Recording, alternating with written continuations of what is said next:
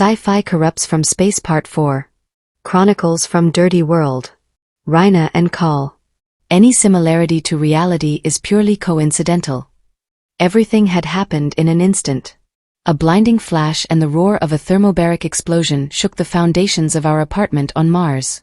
I barely had time to see Rhina slowly fall under Martian gravity when everything went dark. I woke up with a buzzing in my ears and the taste of metallic dust in my mouth. The apartment was in ruins, but one thing was certain: we were alive. I crawled towards Rhina, who was beginning to regain consciousness. Rhina, Call? What happened? Call. An explosion. I don't know what, but we need to get out of here. We got up with difficulty and gathered our belongings. We knew there were risks, but we didn't have time for speculation. Our mission was our highest priority. In Elon Town, the situation seemed even more apocalyptic. Although the street was partially destroyed, there were still hotspots of fire that were being extinguished very slowly by some outdated foamers. We found a warehouse, hidden in the shadows of the surrounding buildings. Rhina, Call, we need to go to the Elbakian University Library before they keep blowing up the city. Call, I know, but we must be careful. There are active cameras monitoring. We headed to the university after tidying up our appearance as tourists and received a warm welcome after paying the exorbitant visitor permits. Technology and security measures were not an obstacle to our skills and knowledge. The Elbakian Library in Elon Town was a labyrinth of a single corridor in an ancient tunnel, with archives of enormous rolls of magnetic tape thousands of meters long, dating back to the early days of Martian colonization. It would take too long to play back so many recordings, but our search bots could perform high-speed scans in a non-invasive manner. We didn't even need to turn on those old gadgets. Call, come here. I found something. Among the records, one of the oldest files had references to an experiment in terrestrial laboratories on space-time compression dynamics and added no measurable results. Obviously for us, because with that shoddy technology they weren't going to get very far in their time, but they could have generated some turning point without being able to record it. An experiment that, in some way, altered history and created the dystopia we found ourselves in. He told me, Call. This could have triggered the tipping point. If we can understand it, we could correct the timeline. We wouldn't settle for the first answer without exhausting all possibilities, and as we continued investigating, we began to unravel a conspiracy that extended beyond what we had imagined.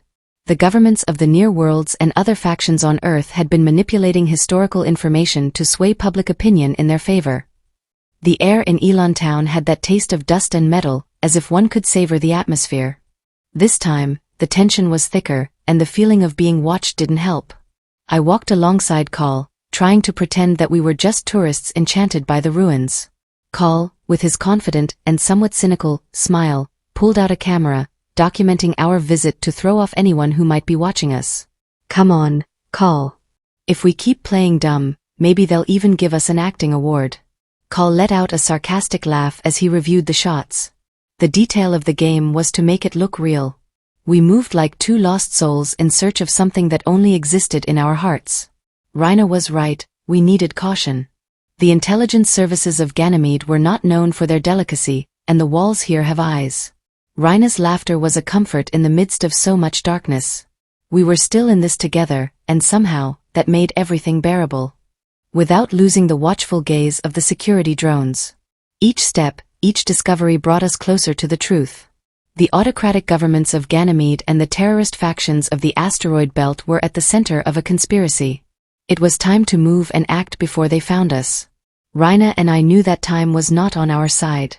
I observed the copy of the document that Rhina had found through the search bots, and I felt a mix of fear and determination. The experiment had been classified as a failure, but for us, it was evident that it had created a divergence in the timeline. If we could understand it, maybe we could reverse the damage, the creation of this dystopia, and return to our home. We moved quickly, knowing that time was our worst enemy. The secret services of Ganymede would soon find us if we stayed in one place for too long. But where to go now? The only viable option was to find a safe hideout and analyze our findings. The feeling of being watched intensified when we left the library. We walked down the street devastated by the explosion, dodging debris and emergency medical vehicles that were still retrieving the injured and some lifeless bodies. We found an old cafe in the shadows of the destroyed buildings and took refuge there. We'll be safe here for a while, said Kunal. We need to analyze all this and determine our next action. The adrenaline was pumping, but we knew that calmness and clarity were our best tools. We reviewed the documents, and little by little, a darker story began to unravel. The connection between the autocratic governments of Ganymede, the terrorist factions of the asteroid belt, and the recent attacks on Ceres was no coincidence. This is much worse than we thought, Kunal. We're going to need allies to get out of here. The cafeteria, which only had that name, was a small fast food place, and miraculously offered us a respite from the constant surveillance. I settled into a seat while Call went to get vegetarian food and something that was supposed to be mint tea but resembled tequila due to its alcohol content. We couldn't afford the luxury of wasting time. There was something big behind all this and we had to unravel it. Raina, said Call, biting into a synthesized burger with fries from a machine that went from floor to ceiling, if we can figure this out, we could change everything. Hope was a necessary luxury to keep us standing. The weight of responsibility was immense, but we could no longer turn back. The information in these files was the key to unraveling the web of conspiracies and betrayals that characterized the dystopia. With each document we analyzed, the picture became clearer and more disturbing.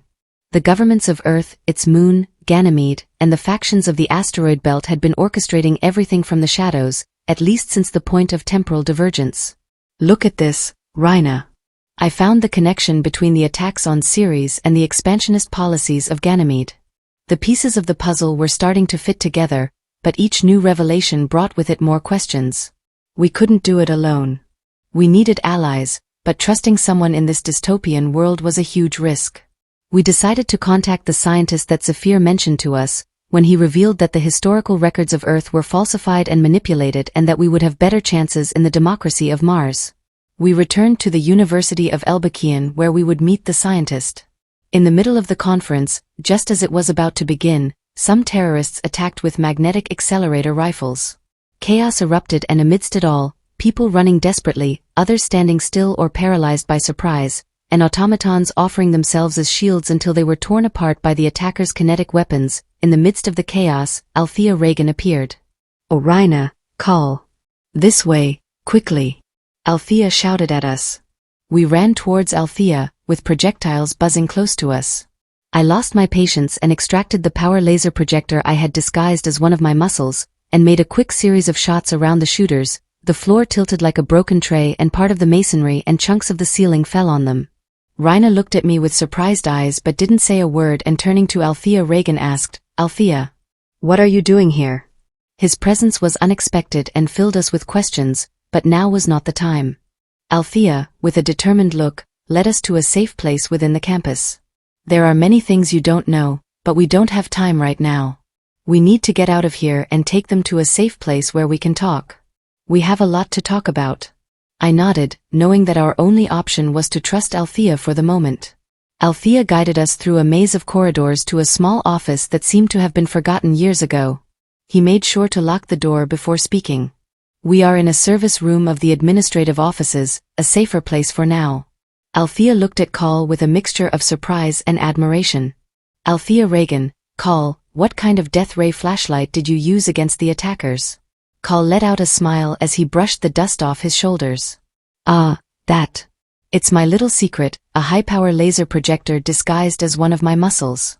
I never leave the house without it." Raina rolled her eyes, but her smile betrayed complicity. "Come on, Althea," said Raina, "what's going on here? Why are you involved in all this? Is it because you're a Martian agent?" "Listen," said Althea, ignoring the question, "what I'm about to tell you cannot leave this room. The situation is much more serious than you imagine. Earth and Ganymede have been manipulating historical information, propaganda, and news almost daily. And the terrorist attacks here and in Ceres are just the tip of the iceberg." I looked at Raina and saw the same determination reflected in her eyes. This was bigger than we had thought. "And we don't give a damn," I replied, and he ignored me too. Althea continued explaining the conspiracy that extended beyond what we had imagined. Since the uprising and the war of independence of Mars and the near worlds, corporations and most of the governments on Earth have been carrying out plans to undermine the free worlds. Starting against democracies. The autocracies of Earth-Moon, Ganymede, and the Proxima worlds will stop at nothing to keep the truth hidden. We need to reach the scientist that Zephyr mentioned. I told Rhina. This time it was me who was ignoring Althea. He might have possibly important information that could change the course of this dystopia. Rhina gently asked Althea where we could find that scientist, a certain Schrödinger, before it was too late or someone killed him. Schrödinger? He's a physicist, not an archaeologist, said Althea Reagan with a degree of surprise and continued. He is working in an old laboratory on the outskirts of the city. It's a difficult place to access, but I have a contact who can help us get there. There's no time to lose, said Call. Let's meet with your contact and make sure we get to that lab. We left the office, knowing that every second counted. Determination and fear drove us as we delved deeper into the depths of a transit tunnel. The conspiracy against freedom threatened to leave us stranded in that retrofuturistic dystopia with no home to return to.